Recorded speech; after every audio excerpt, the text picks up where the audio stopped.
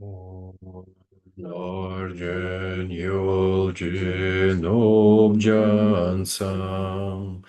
Pemagizardon Pola Yatsen Chogin Yodrum Ye Pemajum Deshek Sudra Cordo cadromam pecorn, ceci Jesu dabdrupci, ginge lopci arshek so, guru pe masi home. Onargen yogin objam sam emagezardom pola yatsen chogin yodrum ye Pema Jomne Shek Sudra Cordo Can Romam Pecor Ceci Jesu Dabdrupci Ginge lobce arshek so guru pe masi hom onarjen yoje anobjam sam Pemange sardom pola yatsen chogin yodro ye Pema jom ne shek sudra Gordo can Romam pecor, Ceci Jesu dabdrupci, Ginge lopci arshek so, Guru pe masiji hum. Sanje chodan sochi chonam la. Jancho bardo dagni chapsochi. Dagi jin so jipe sonanchi. Drola penchir sanje droparsho. Sanje chodan sochi chodam la. Jancho bardo dani chapsochi. Dagi jin soji personanchi. Drola penchir sanje dropasho. Sanje chodan sochi chodam la.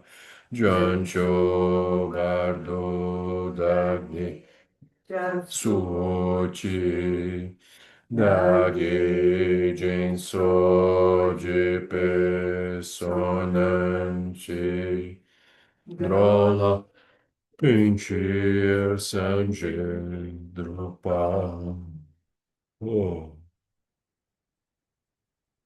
Oh, Benzara Guru Pema Siji Om. Om Ha Om Benzara Guru Pema Siji Om.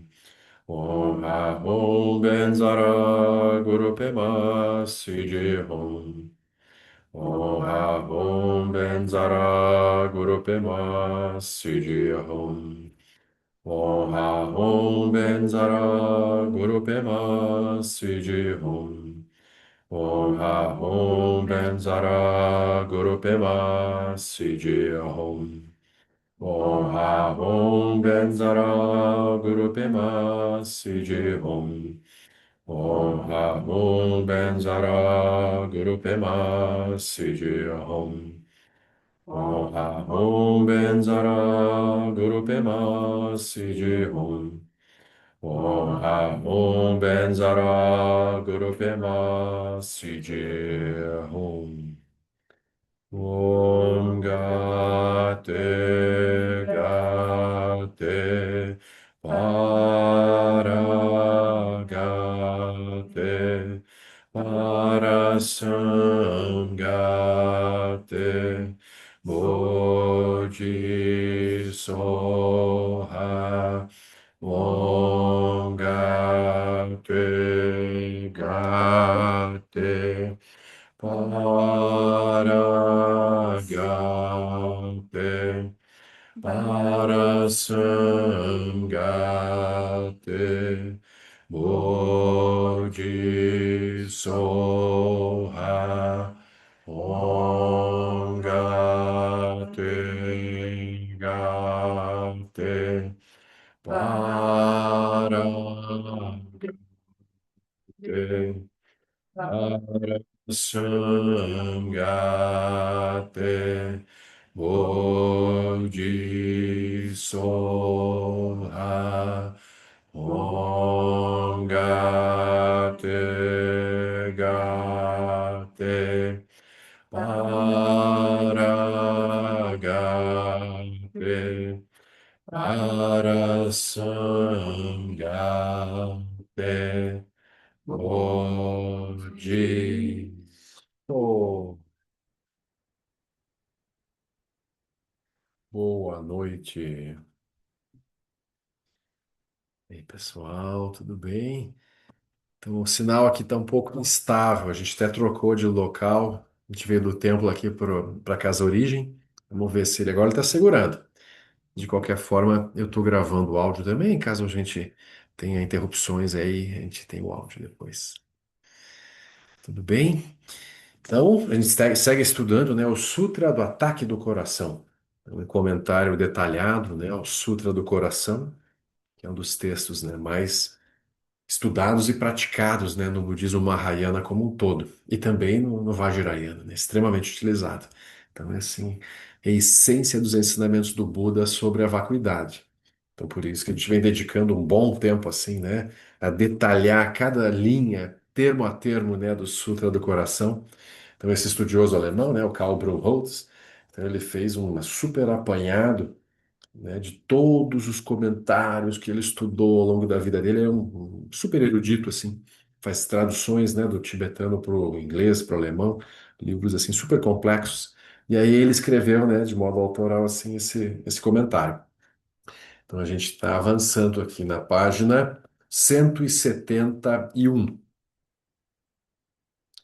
Então a gente está vendo, né, um tema que são os 12 ayatanas e os 18 datos. Então, as 12 fontes dos sentidos e os 18 datos, 18 elementos. Então, os 12 ayatanas, lembrando, são o quê? Os objetos visuais e o órgão visual, o olho. Os sons, os objetos sonoros e o sistema auditivo, né, o ouvido como órgão. Aí a gente tem a língua e os sabores, a gente tem o nariz e os cheiros, a gente tem o tato, né, com toda a pele do corpo e os objetos táteis, e a gente tem a mente e os objetos mentais. Então a gente tem esses 12 ayatanas. Então esse é um tema clássico assim de estudo, né, no budismo, desde o budismo Theravada, no Mahayana, no Vajrayana, a gente sempre vai encontrar esses termos, né? Então, na semana passada a gente teve uma boa conversa, né, lá no Rio de Janeiro, né, sobre esse tema. E eu lembrei isso, né? Ele vai lembrar várias vezes aqui que essas diversas classificações, elas são úteis como recursos para nos ajudar a analisar a realidade. E como em última instância a gente não precisaria de nada disso. Como o Buda mesmo diz assim, o Dharma ele está escrito nas aparências. Quem tiver o olho de ver, vê a essência do Dharma nas próprias aparências. Não precisa ficar estudando coisas complexas, né, e fazendo práticas complexas. Aquilo poderia ser simples. Mas como nossas mentes são um pouco complexas, só um pouquinho, né? Nossas mentes são muito ou analíticas ou muito obscurecidas sobre a realidade. A gente tem dificuldades em ver de modo direto, né, assim, de forma lúcida, aquilo que o Buda apontou. Para isso, né, o próprio Buda e os incontáveis mestres que vieram depois deixaram todos esses sistemas e métodos de estudo e análise. Eles são infinitos. Eles vão se multiplicando, né? Os mestres contemporâneos também vão buscando novas formas, né, de transmitir o Dharma para os alunos, especialmente para nós ocidentais, que a gente vem estudar o budismo num formato muito diferente, né, do tradicional no Tibete, ou na Índia, ou na China, ou no Japão, né? Eles têm, por exemplo, isso, grupos de estudo, uma coisa que não havia lá. Lá a gente vai ter isso, os geshes, geshemas, kempos, pessoas que estudaram 20, 30 anos, né, filosofia budista, e eles vão chegar lá, vão dar uma exposição clássica, não são interrompidos, e no final tem alguma pergunta ou outra, assim. É um formato muito mais acadêmico, mais seco, né? Tem os debates, a tradição, né, clássica dos debates, mas aqui no Ocidente a gente tem buscado essas formas, né, de como lidar com essa mente curiosa ocidental, que chega, né, como um pote cheio, né, lotada, né, de informações e de informações prévias assim, e que vai tentar entrar em contato com o budismo. Então a gente tenta traduzir isso que os mestres trouxeram, o Buda trouxe, para uma linguagem que faça sentido para a nossa vida cotidiana ocidental, né? Uma vez que ninguém aqui é monge, monja, nem geshe, nem kempo, e nem vai ter tempo, né, talvez, de estudar aquilo tudo, a gente precisa de informações bem sintéticas, práticas, diretas, com exemplos, né, da nossa vida, para que a gente possa usar isso no dia a dia, né? Senão fica um Dharma meio teórico, assim, né? Um estudo interessante, mas distante da realidade, né? E é isso que a gente está tentando atravessar, né? Passar, atravessar esses termos complexos, clássicos, para a gente poder usar isso no dia a dia, dia a dia, né? Então, na página 171, a gente está assim. A gente vai começar os datos, né? Os 18 dados. Quanto aos 18 dados, a palavra dato, né, do sânscrito, literalmente significa elemento ou constituinte. Os ensinamentos descrevem um dato como uma causa, uma semente, um potencial ou alguma coisa que tenha suas próprias características definidoras. Dessa forma, os 6 datos externos, que são os 5 tipos de objetos percebidos pelas 5 consciências sensoriais, e os fenômenos percebidos pela consciência mental, funcionam como as causas, sementes ou potenciais que são apreendidos pelas 6 consciências. Os 6 dados internos, as 6 faculdades sensoriais, funcionam como as causas, as sementes ou os potenciais que apoiam a apreensão daqueles objetos. E os últimos 6 dados, as 6 consciências, funcionam como as causas, as sementes ou os potenciais que atuam como o real apreendedor dos objetos. Assim, quando as faculdades sensoriais e seus respectivos objetos se encontram, uma consciência correspondente surge. Em outras palavras, os 6 dados externos representam os fenômenos que têm as características de objetos. Os 6 dados da consciência representam os fenômenos que têm as características dos sujeitos que percebem esses objetos. E os 6 dados internos funcionam como os meios que facilitam essa apreensão dos objetos pelos seus sujeitos correspondentes. Em resumo, os 12 dados internos e externos são idênticos aos 12 ayatanas internos e externos, que a gente já estudou. E o 12º ayatana, a faculdade do sentido mental, inclui implicitamente os 6 dados da consciência. Assim, os 18 dados consistem dos 12 ayatanas mais os 6 tipos de consciências. Além disso, os textos também descrevem os 6 dados que representam os elementos ou constituintes de uma pessoa, Terra, água, fogo, vento ou ar, né? Espaço e consciência. Então, tá, assim, ele vai entrar mais na explicação. Mas então, esse é um sistema clássico para dar conta dos fenômenos. Então, a gente, como comentou na semana passada, quando a gente fala assim no órgão sensorial e objeto apreendido, então o olho e o objeto visível, a gente percebe que eles são inseparáveis. Então, não faz sentido falar de um órgão sensorial se não tiver algo para ser percebido, sentido por aquele órgão. E não faz sentido falar num objeto visual se eu não tiver algum tipo de órgão detector daquele objeto, seja o olho humano, seja uma câmera, seja o que for. Ou seja, as coisas não existem separadas, elas surgem em pares.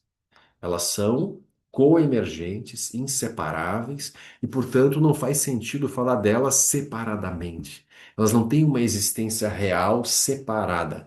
Elas têm uma existência interdependente. Esse é o ensinamento central do Buda, né? Originação interdependente. Qualquer coisa do budismo sobre a verdade relativa e absoluta acabam recaindo na compreensão da originação dependente que não tem como escapar dessa visão, assim, não tem como entender vacuidade sem originação dependente, e não tem como entender como que a verdade relativa se estrutura, como é que as coisas surgem e aparecem, sem entender a originação dependente. Então aqui essas classificações nos ajudam a aprofundar. Então entendo isso, que o olho e o objeto visual, pronto, estão juntos, inseparáveis, portanto ambos são vazios de existência intrínseca. Eles não existem por si sós. Eles só fazem sentido na interdependência com os fenômenos que eles apreendem. Da mesma forma, surgem as consciências correspondentes. Então, ele agora introduziu os dados, né? Então, que são os 12 ayatanas mais as 6 consciências correspondentes. Então, se eu tenho um objeto visual, tenho um órgão visual, isso condiciona uma consciência visual. Agora eu estou falando do sujeito. Antes eu estava falando meramente de objetos. Estava falando de uma coisa lá fora e de um órgão físico. São objetos. Mas aí tem uma mente sutil, que não é propriamente o cérebro, uma mente, né, que está além do cérebro, que é uma mente que na interdependência com o objeto e um órgão surge uma consciência do objeto. Né? E essa consciência claramente é diferente para cada ser senciente que apreende aquele objeto. Por exemplo, tem um vaso aqui no meio da mesa, mas cada pessoa aqui está olhando de um ângulo diferente, portanto está vendo um vaso completamente diferente. A grosso modo, a gente vai dizer, ah, estamos vendo um vaso branco ali com uma pintura, etc, né? Mas isso, assim, são as generalizações que nós fazemos para poder se comunicar. Mas, na verdade, a experiência, né, a consciência do objeto de cada pessoa aqui é diferente. Até pelo fato de que a gente não tem como colocar os olhos na mesma posição, não é mesmo? Mesmo que alguém esteja do lado, já está vendo de um ângulo levemente diferente. Ou seja, todas as experiências são subjetivas.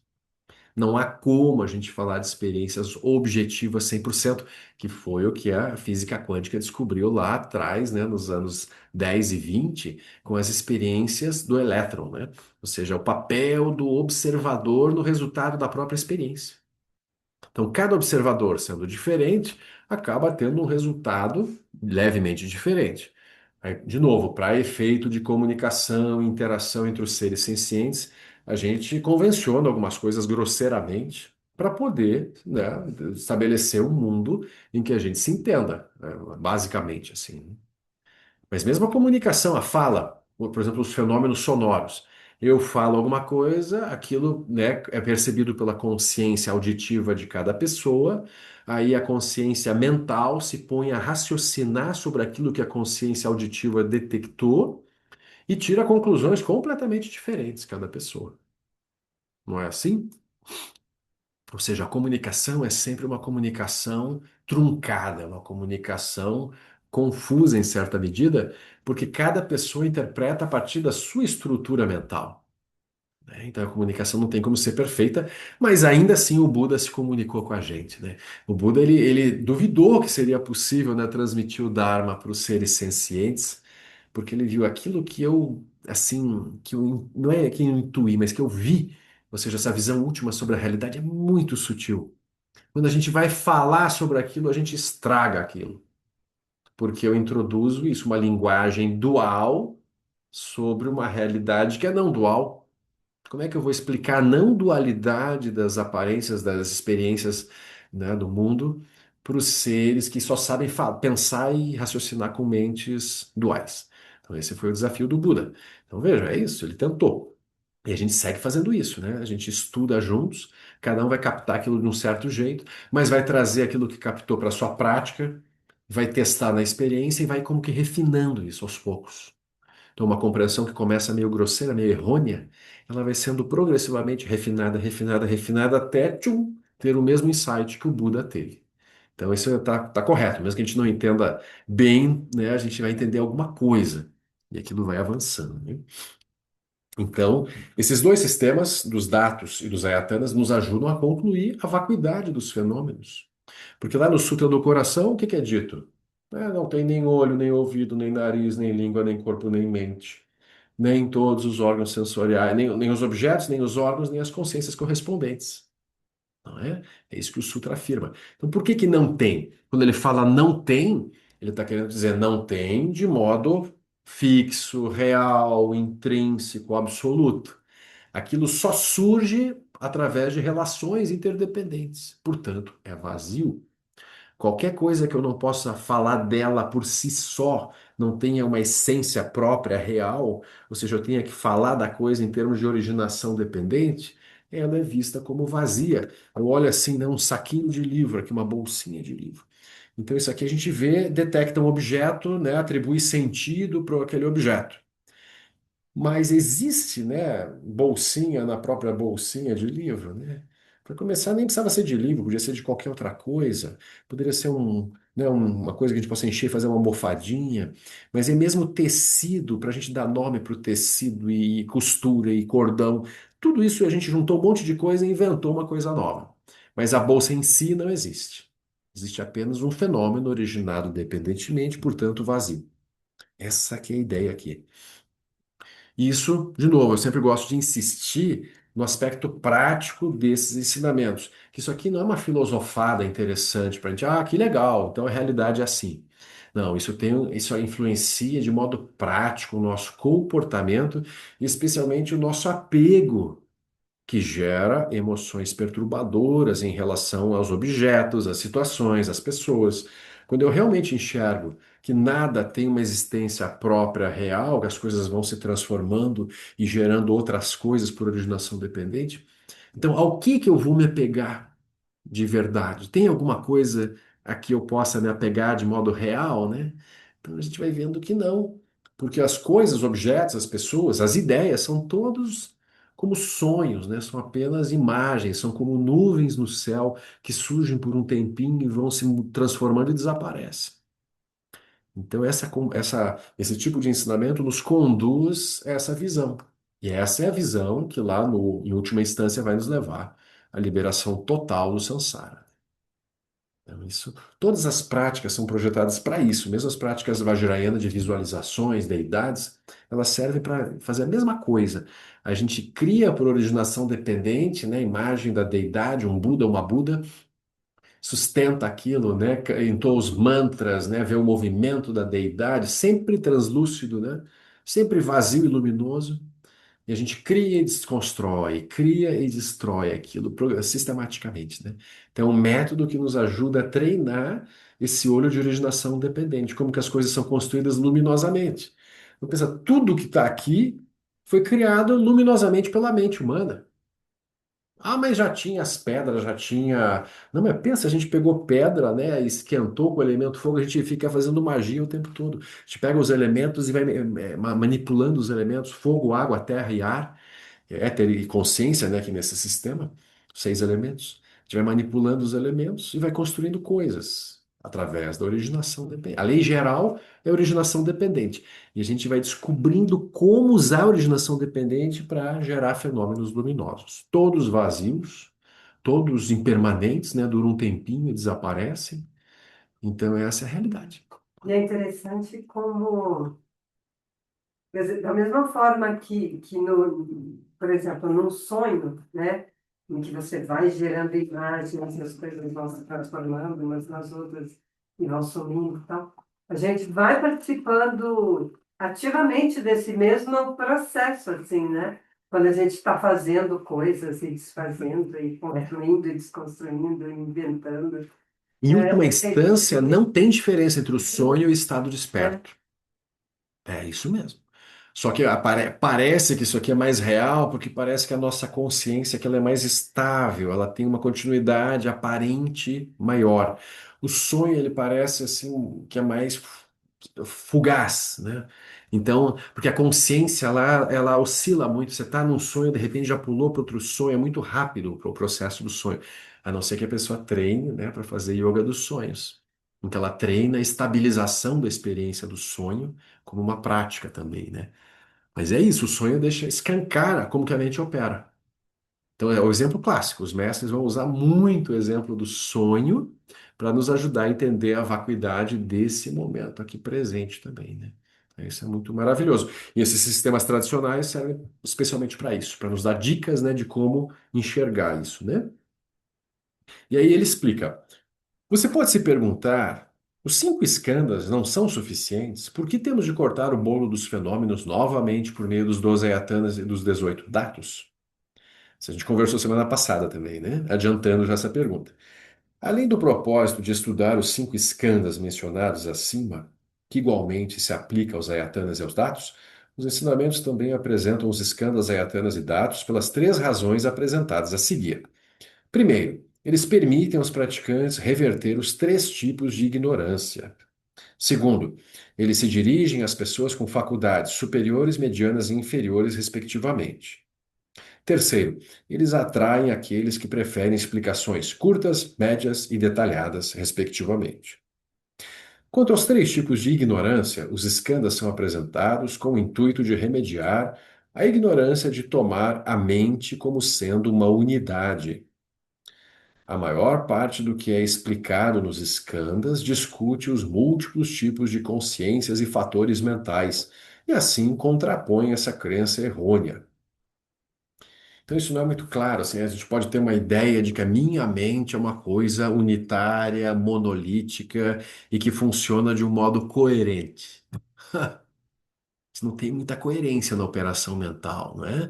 A gente tem algumas coisas conscientes, o nosso inconsciente condiciona a coisa o tempo todo, nos prega peças. A gente se vê fazendo coisas de modo automático, sem nem lembrar por que está fazendo.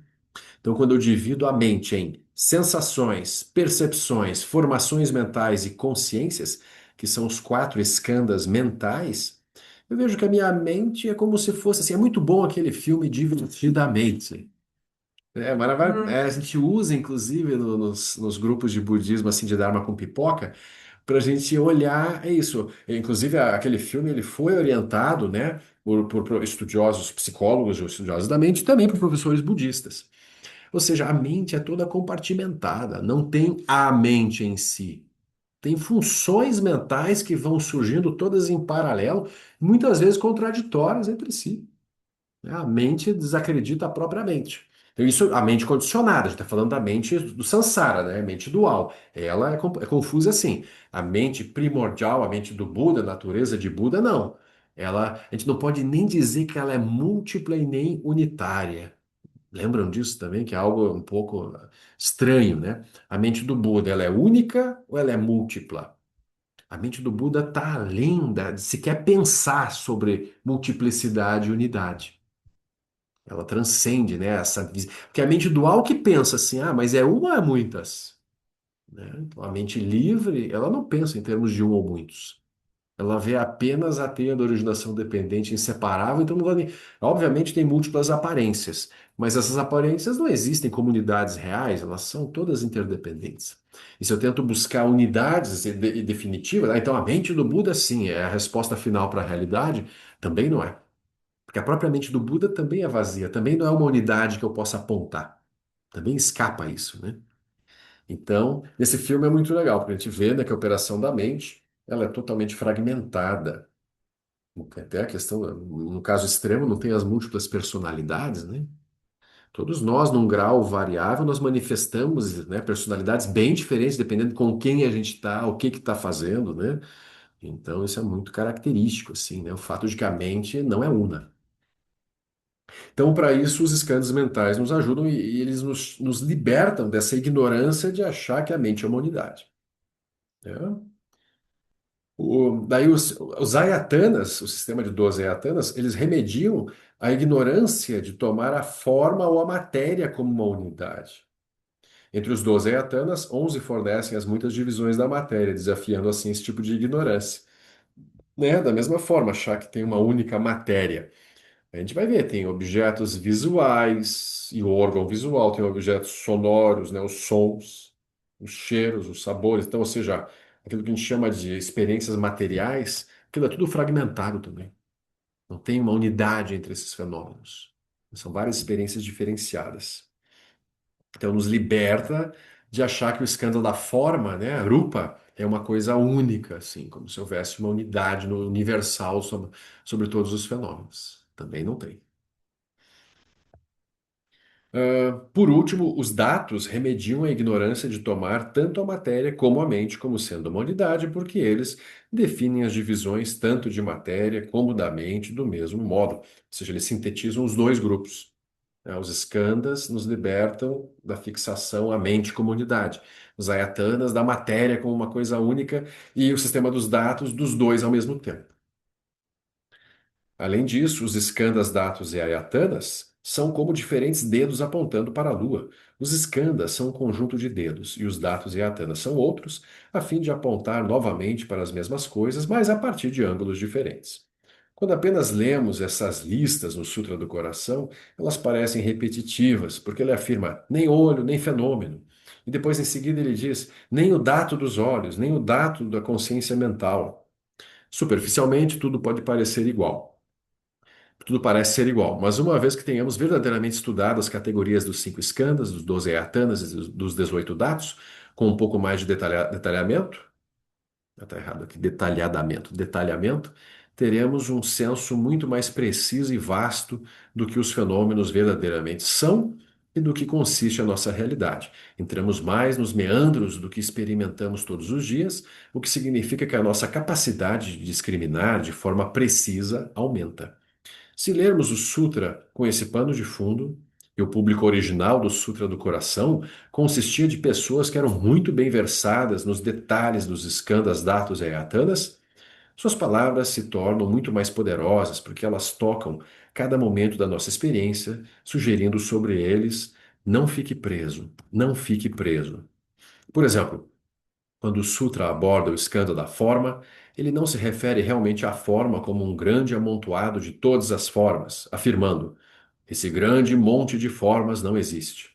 Em vez disso, ele se refere a cada momento e a cada detalhe de cada forma que podemos perceber a qualquer momento, indicando que essas aparências momentâneas de formas são coisas efêmeras e fugazes, sem nada em seu interior.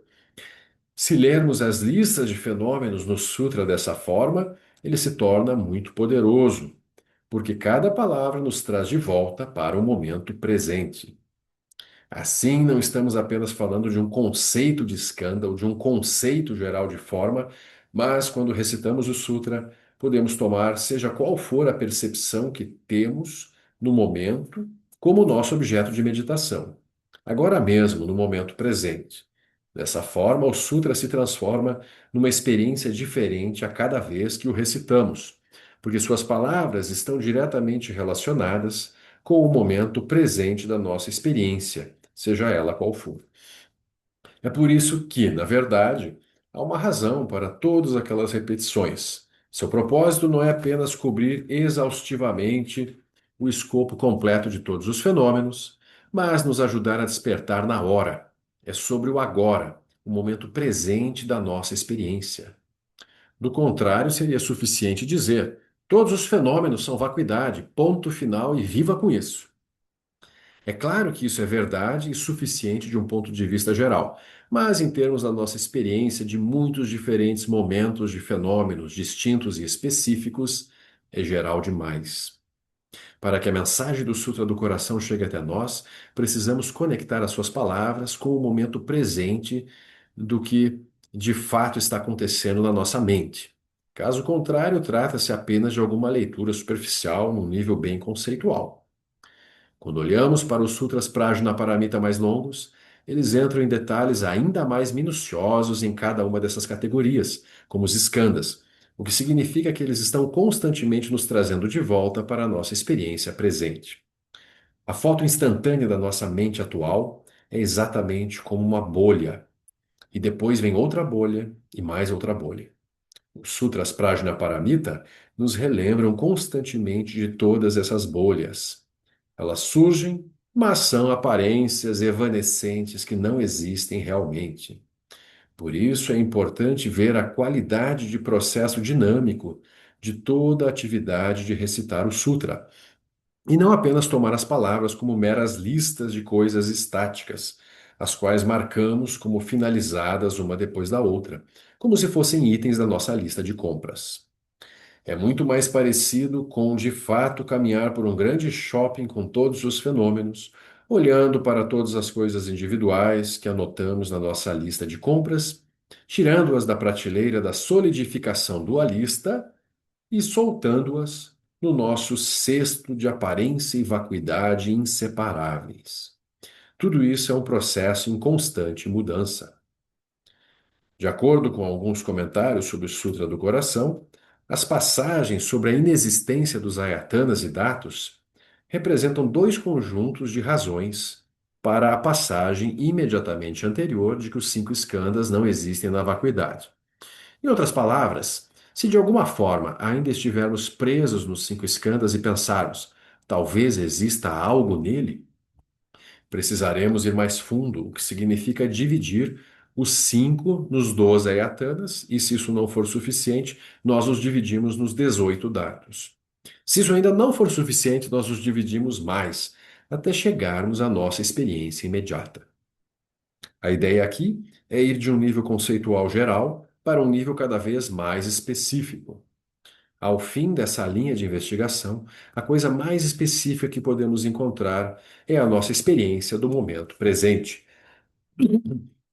Isso é o mais específico possível, que é o objeto efetivo de meditação, em vez de todas aquelas categorias mais ou menos gerais.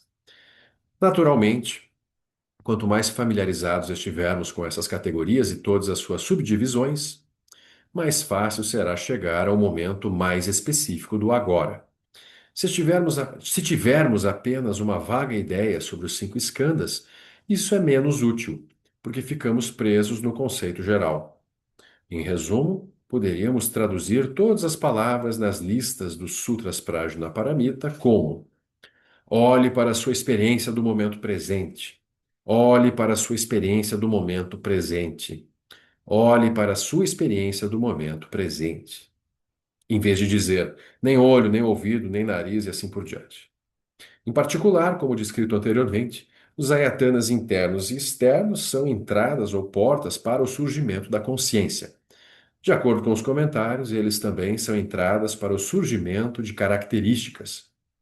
Porém, uma vez que os ayatanas, de acordo com o Sutra do Coração, não existem realmente, nenhuma consciência do olho surge do encontro da forma visual e da faculdade sensorial do olho, e assim por diante.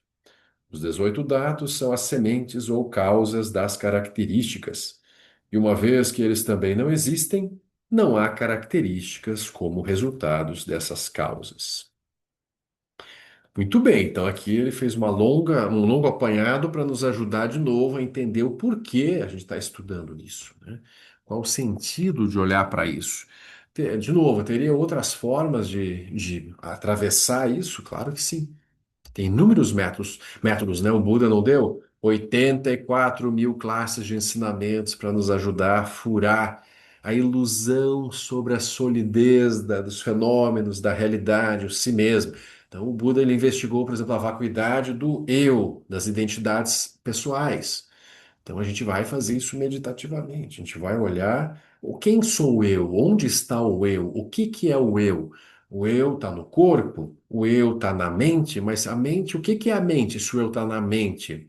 Ah, o eu está no coração, mas o que que seria coração? Coração emocional? Esse tipo de investigação a gente vai ter que fazer na nossa prática meditativa, de modo a ir libertando a nossa mente das ideias errôneas que a gente carrega em incontáveis vidas sobre a existência, sobre a realidade, sobre o si mesmo, sobre os outros, sobre os objetos materiais ou sólidos. Ou seja, todas essas ideias têm que ser investigadas. Isso é Vipassana, investigação analítica.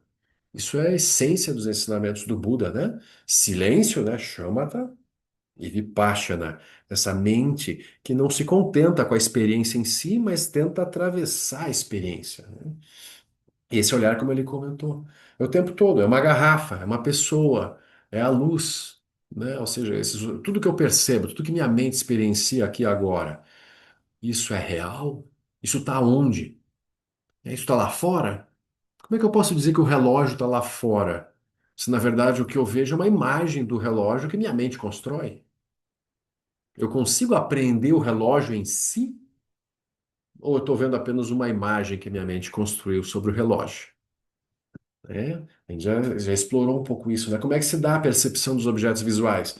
A luz incide sobre o objeto, uma parte é absorvida, uma parte é refletida, e essa luz penetra pelo órgão visual, pelo olho, né? Pela pupila, retina, tem as células especializadas, cones e bastonetes, né? Para os tons de, de preto e branco, e depois para as cores coloridas, né? As cores diversas. Isso vai através do nervo óptico para uma região do cérebro que é especializada em gerar imagens. Mas essas imagens, obviamente, não estão nos neurônios, naqueles célulazinhas lá compostas por hidrogênio, carbono, oxigênio, e nitrogênio. Lá não tem imagem. Obviamente não está lá. Então, mas onde é que estão, então, as imagens? As imagens estão na mente. A mente experiencia imagens. A gente se pergunta, mas então onde é que está a mente? Essa é uma investigação chave, sentar, observar meu fluxo mental, pensamentos como nuvens passando. De onde vêm, para onde vão os pensamentos, as emoções, as experiências todas, os sons, os cheiros, né, as sensações táteis, tudo, né? Aquilo tudo está acontecendo na mente. Então a gente vai ter que concluir a vacuidade da própria mente. Então essa que é a grande sacada do Buda, né? Sentar em repouso, contemplando a vacuidade de todos os fenômenos e repousar nisso, né? Porque a investigação analítica ela vai até um ponto em que você ficou convencido de que as coisas realmente são assim. As coisas não existem por si sós, elas são como arco-íris. Elas surgem por originação independente, inseparáveis da mente do observador que vê as coisas. Não dá para falar das coisas separadas do observador, e elas estão aí, são experiências. Elas não são inexistentes, obviamente, dizer que elas são inexistentes, que elas são uma ilusão total, por exemplo, eu falar, sei lá, que tem um gnomo aqui do meu lado, isso já seria uma ilusão completa. Né? Se alguém disser que está vendo, tem alguém vendo um gnomo aqui ao meu lado, né? Daí Ah, ele fugiu? E aí complica a coisa, né? Mas em geral, né, a gente vai concordar que não tem assim. Então, por isso que é importante distinguir entre ilusão e delusão na visão budista. Em geral, quando a gente usa a palavra ilusão, é para uma coisa completamente inexistente. Né? Por exemplo, assim, no nosso sistema solar não tem dois sóis no céu, não tem duas estrelas, não tem duas luas orbitando ao redor do planeta Terra. Né? Então, eu dizer que tem duas, por exemplo, se eu apertar o olho assim à noite, né, olhar para a lua, eu posso ver duas luas. Né? Mas isso é o quê? É uma falha de percepção sensorial. Então, uma coisa é ilusão completa, outra coisa é delusão. A gente está trabalhando especialmente com a delusão. A delusão é olhar algo que de alguma forma existe, mas é atribuir sentidos errôneos sobre aquilo. É ver de uma forma confusa, de uma forma é, projetiva, né, a partir de informações e atributos que não estão naquele objeto. Assim, eu passei longe porque eu vi uma cobra, mas na verdade era uma corda. Esse é o caso clássico, é. É. Especialmente aqui, que a gente vê cobra de vez em quando, todo mundo gera uma marca mental de cuidado com as cobras. Então, assim, um galho caído, um olhar, assim, qualquer coisa, né, assim, no meio do mato já vai gerar uma reação, pode ser uma cobra, né? Isso fica realmente, e a gente se engana boa parte das vezes. E na verdade a gente se engana o tempo todo sobre as pessoas. A pessoa fala uma coisa para você, você constrói toda uma imagem da pessoa. Ah, essa pessoa é isso. A pessoa é complexíssima, ela muda o tempo todo. Nem ela sabe quem ela é, porque ela muda o tempo todo nos pensamentos dela, e aí a gente olha uns para os outros e rotula. Tchuk, você é legal, você é chato, você é isso, você é aquilo. É raso é extremamente superficial e raso, né? É, assim, essa é a forma deludida com a qual a gente se relaciona com a realidade. A realidade é uma só, o Buda não falou em múltiplas realidades. Tem a realidade. Agora, o que que a mente experimenta sempre é coemergente às estruturas internas da mente daquele sujeito. Por isso que eu poderia falar, há infinitos mundos a serem experimentados, no sentido de que, né, os seres sencientes podem experimentar muitas coisas. Agora, é isso, realidade vazia e luminosa é uma só, que pode ser experimentada de infinitas formas, né? Então, esse é o ensinamento central do Sutra. Então, foi bom, né, que ele relembra isso para nós, assim, do porquê que a gente está fazendo isso. Senão a gente fica. Já leu mil vezes o Sutra do Coração, mas nunca parou para pensar o porquê mesmo dessas listas aqui, né?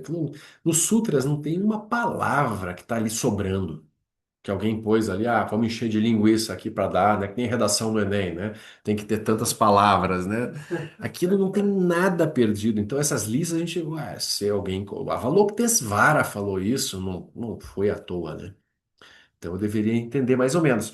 De novo, a gente não precisa se tornar, de novo, uma Geshe-ma, um Kempo, alguém que entenda aquilo não, em todos os clássicos. Não, porque no Abhidharma Kosha de Vasubandhu ele explicou assim. Depois a Sangha, no Abhidharma Samuccaya, explicou assim. Isso é um trabalho para os eruditos. Para nós, é isso aí. Como é que eu me relaciono com a garrafa? Né? Como é que eu fico quando falta sinal de internet? Que tipo de emoção perturbadora surge quando a internet flutua? Isso é grave, não é? Vou até tomar uma água aqui, porque é muito interessante. Tinha um tempo que era energia elétrica, assim, que era o que mais perturbava quando faltava. Agora é a internet que perturba mais. Ah, mas faltar energia elétrica, falta internet. Mas é que a internet, tem gente que tem no break. Aí deixa o roteador funcionando mais um tempo. Eu, por exemplo, lá na casinha, lá eu tenho duas placas solares com bateria, que mesmo quando falta energia eu consigo ter o roteador. É bom que vocês saibam disso também. Para abrir um chamado, né, quando estiver faltando. Secou. É, esse segredo guardado. Legal. Super. Não, mas acho que não sei se Não, é que tem que fazer uma operação. Quando cai a energia, tem que ir lá dentro da casa, entrar na casa. a fonte que partiu Pois é, né? deu o Não chamado. precisa, dá pra fazer ali. O que que vai fazer? Vai só tirar da tomada da parede e vai colocar no inversor da energia elétrica. Vai trocar a tomada, assim. Você viajar na próxima vez, você dá. Claro, vamos lá, dar né, né? Aí vai ficar todo mundo ali reunido ali, né? Que é o único lugar para ter internet.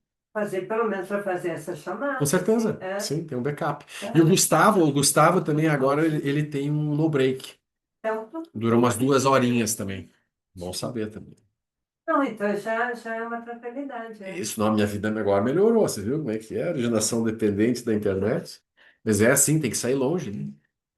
Mas vamos ver o que o Ari tem a dizer para nós. Boa noite, Marcelo. É, Marcelo, Ari. a mente não está em lugar nenhum, né? Como você já falou em outras.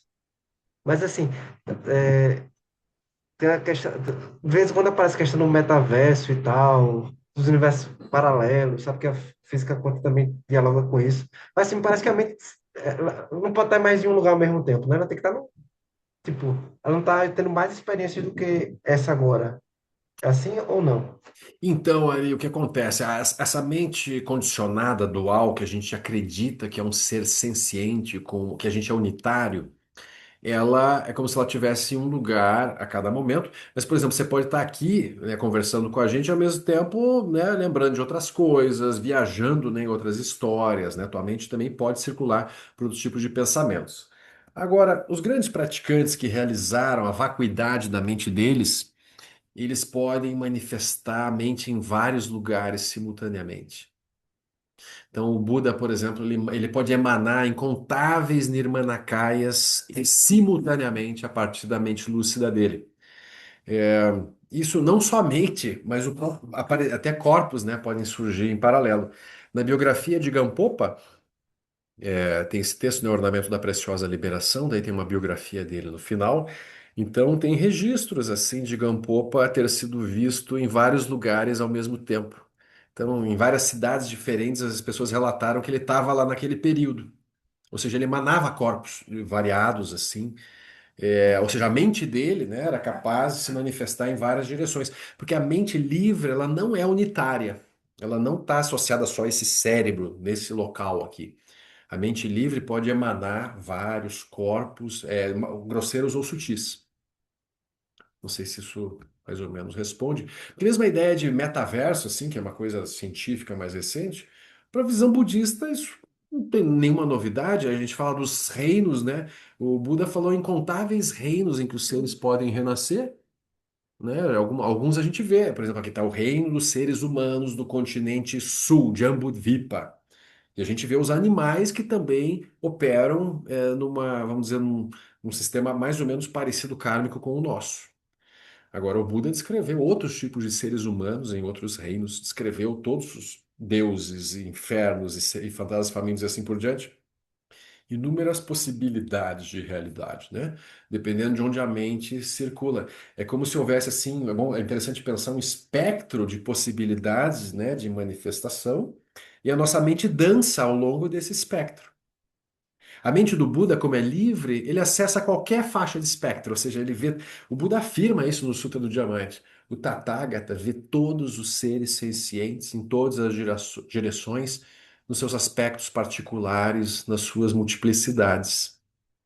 Porque a mente livre, ela não está mais presa a ignorância de achar que é uma coisa. O Buda não acha que é o Buda. Então o Buda não está preso em corpo algum, em espaço algum. Então a noção de tempo e espaço, ela se dissolve nessa visão, porque na verdade os espaços são todos espaços mentais. E a mente pode ter infinitas possibilidades de experiência. Então são infinitos espaços e mundos construídos. E aí o Buda vai descrever bilhões de universos. O Buda não vai descrever um Big Bang com um sistema universal. Veja, a ciência já assim já nos ajudou com os instrumentos de medição, assim, já ampliou a nossa visão sobre a realidade de uma forma fantástica, né? Quando a gente vê agora, por exemplo, a missão Artemis vendo, né, do espaço, vendo fotos da Terra, como é que é a visão da Terra. Mas aí tem esses telescópios que veem bilhões e bilhões e bilhões de galáxias dentro de galáxias dentro de galáxias. Ou seja, a gente já viu que mesmo no aspecto grosseiro físico, a gente como humanos, nesse continentezinho sul aqui, que o Buda descreveu, a gente já consegue detectar incontáveis mundos.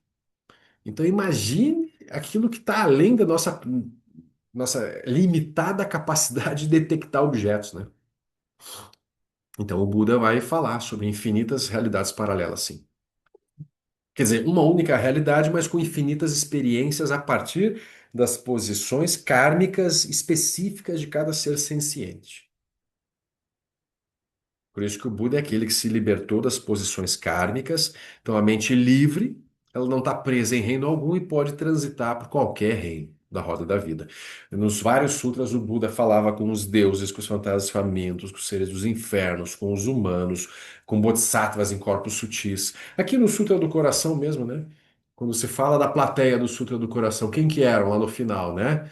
Deuses, humanos, asuras, Gandharvas, né? Eram incontáveis seres em corpos variados, assim que o Buda na sua, né, onisciência, assim, ele acessava ele dava um ensinamento que os seres eram capazes de entender nas suas línguas, nos seus sistemas sensoriais que são diferenciados também. Então é um pouco isso, né? O Buda amplia esse olhar, né? De uma forma até um pouco chocante, porque na visão budista, o que que sobra então no final? O que que é real? onde é que a gente se agarra, né? O que que seria algo fixo, né? Ah, o Dharma adianta me agarrar? O Dharma não adianta. O Dharma, o Buda também falou que é vazio. Ah, a Sanga, adianta a gente se tomar refúgio só na Sanga? Também não adianta. A Sanga também é impermanente e tem problemas. Ah, então no Buda, o Buda também é vazio. Então, por isso que o Sutra do Coração vai dizer: uma vez que não há obscuridades mentais, não há medos. Transcendendo completamente as visões falsas, atinge o derradeiro nirvana. Então, os bodhisattvas repousam na Prajnaparamita. É a única coisa que dá para fazer. Não tem lugar seguro, não tem onde se agarrar, né? No samsara ou no nirvana, não tem onde se agarrar. Os bodhisattvas apenas operam a partir da visão da Prajnaparamita. Ou seja, o reconhecimento contínuo de que tudo que está acontecendo é vazio e luminoso, não tem nada ao que se apegar. Esse corpo, é muito importante a gente diminuir o apego ao próprio corpo, né? Porque é um apego muito entranhado, muito arraigado, sentido de sobrevivência, eu primeiro, a pessoa está com fome, é difícil ela, tiver com muita fome, ela deixar os outros comerem antes ou dividir a comida. Então a gente vai vendo coisas bem grosseiras, o apego ao corpo é muito forte. E aí, se a gente não fizer esse exercício contínuo de desconstruir o apego ao corpo, ele não vai embora por si só. Então, na visão do Buda, assim, a lucidez não vem assim por acumulação de méritos, por exemplo. Ah, eu sou uma boa pessoa, eu faço boas coisas, tem uma hora que eu vou me libertar. Não é. A lucidez vem pela análise, é por vipassana, é por esse exercício contínuo de investigação sobre a realidade. Esse é o fundamento básico do ensinamento do Buda. No Theravada, no Mahayana e no Vajrayana. Não tem diferença nenhuma. Só os métodos que são usados para fazer essa investigação são diferentes. Por exemplo, no Vajrayana, quando você, ao invés de se visualizar nesse corpinho de ser humano, nessa idade, esse tipo de rosto e corpo, etc., você se visualiza como Tara vermelha, se visualiza como Tara verde, se visualiza como Avalokitesvara. Por exemplo, você está libertando tua mente do apego errôneo de que você é esse corpo confuso aqui. Na verdade, você é um ser livre, é um Buda, uma Buda. Mas a gente não vê assim. Por isso que tem um longo exercício, uma acumulação de prática para se ver como um ser livre. Essa é a essência do caminho, por exemplo, o estágio da geração do Vajrayana, né? Ou seja, o caminho através de yoga de deidades. Aí tem outros caminhos também, como esse de Vipassana, ou seja, essa mente de Manjushri, né, investigativa, que o tempo todo corta os objetos em pedaços, não sobra nada. Brota uma emoção perturbadora, você olha para ela, corta ela nos seus constituintes, não sobra nada, né? Você não se apega a nada, não se fixa em nada através da análise. É outro método, né? E como apoio para isso, o silêncio, a capacidade de parar, de não ficar respondendo, né, aos estímulos o tempo todo. Então, esse é o caminho, né? Então, aqui a gente conclui essa parte da descrição dos fenômenos. Então, semana que vem a gente vai retomar. Aí ele vai falar sobre os 12 elos. Que até aqui a gente está falando só de Sansara. Mas aí o Buda explicou, né, o Dharma através dos 12 elos da originação dependente. É um sistema clássico, né? Assim, tá é a base da roda da vida, né? Então a gente tem como que os 12 elos, um condiciona o próximo, e aquilo acaba gerando vidas e vidas e vidas, né? Uma após a outra. Então o Buda aqui, o Avalokitesvara, né? Falando através da mente do Buda, ele afirma: os 12 elos são todos vazios. Eles não são reais também. E a gente vai falar sobre isso, né, no próximo encontro. É um ponto importante, que são os 12 elos e depois as quatro novas verdades. Ou seja, o Sutra não desconstrói apenas as crenças errôneas sobre o Sansara, mas as crenças errôneas sobre o próprio Dharma. Se eu me apegar ao Dharma, aos sistemas que o Buda usou de descrição, eu tenho um problema também. Então, aqui é muito libertador, porque quando eu me liberto dos próprios ensinamentos do Buda, eu não vou cair em nenhuma visão, por exemplo, sectária. Eu não vou defender o budismo contra as outras religiões, ou a minha linhagem contra as outras linhagens. Para eu ter uma visão realmente ecumênica, assim, né, de que todo mundo está buscando, né, alguma coisa favorável e positiva, eu tenho que ter esse olhar de que os ensinamentos em si são vazios. Daí, para que que eu vou defender os meus? Não tem o que defender. Então, isso é muito libertador, né? Então, a gente vai olhar um pouco isso, né? Ó, o Nilo deu uma dica aqui o próximo passo é o inversor grid tie, né? Como é que é esse inversor aí, Nilo? Fala rápido aí, em linguagem Só não de precisa. Só não precisa plugar na tomada, ele faz isso sozinho. Na tomada? Mesmo É, e quando não tiver energia, daí como é que funciona? aí ele pega a alimentação da bateria. Hum. Ah, tá. Para fazer um sistema em paralelo, né? Aham. Que ele detecte quando É. cai a linha, ele já joga para a linha, né? Sim. Só que lá eu não quero isso, sabe por quê, Nilo? Porque a minha rede interna, aí eu tenho geladeira ligada, eu tenho coisa pesada, e aí a bateria que eu tenho não aguenta mais geladeira, por exemplo. Ah, tá. Faz sentido. Então não é um sistema autossuficiente, né? Então eu tenho que realmente ligar só o roteador, para ter só a internet. É. Eu tentei, mas Pô, aí o investimento para fazer a casa inteira funcionar só solar no começo era meio caro, daí eu digo, não, sobrevivi meio. poxa, eu queria contribuir com suas emoções perturbadoras, mas então não deu certo. É, para diminuir, né? Não, ainda tem uma operação humana ali, não tem jeito. Muito bem. Então tá, gente. Então seguimos. Semana que vem, semana que vem a gente vai fazer presencial lá no Rio. Quem tiver por lá, a gente passa. Quem quiser ir, todo mundo convidado, né? E vamos seguindo. Quem quiser também, lembrando, dia 19 eu vou dar aquele cursinho de introdução à meditação também lá no SEB Rio. Vai ser um domingo de manhã. Às vezes tem algum conhecido, alguém queira, né, começar a praticar alguma coisa assim. Vai ser lá presencial. Tá bem? Mais algum recado? Alguém lembra de mais alguma coisa? Tudo bem? Então tá bom, gente. E isso, né? Só a última fala, lembrando, esse é um livro complexo, um livro denso. Vale a pena ter o livro e vai ter que ler, como eu já falei, mais vezes, né? Quem tem a pretensão que vai estudar uma única vez um texto desse, que é a destilação de séculos e séculos de eruditos analisando e tentando chegar às melhores formas de explicar um assunto complexo, achar que numa vez tem que ser muito genial, né? Para entender de uma vez só. Em geral, a gente precisa de mais ciclos, né? Então vale a pena ter o livro, né? Que os méritos deste encontro se expandam e toquem a todos. Que o Mestre Universal da Paz e da Compaixão, Sua Santidade o Dalai Lama, juntamente com todos os mestres de todas as tradições que veiculam esta mensagem, tenham longa vida. Que todos estejam a salvo de gerar pensamentos negativos, o obstáculo mais destrutivo. Que estes pensamentos nunca surjam em nossa mente e que todos os seres também estejam livres de pensamentos negativos. Quien lo cho sum ring lo che zam ling sa sum cha par drojo cho sum nan wadam medrau do sum gele shum. Então, boa noite. Tchau, pessoal. Até semana que vem. Boa Obrigada, noite. Marcelo. Boa noite. Boa noite, Marcelo. Boa noite, Obrigada. pessoal. Até Boa mais. noite a todos. Boa noite, queridos. Até semana que vem. Com um bolinho. Oba! Aí já tá prometido, hein? Tomara que não chova, né? Senão não ganho. Eu sou de Boa noite, açúcar. Patrícia. É. Beijo. Tchau, queridos. Beijo.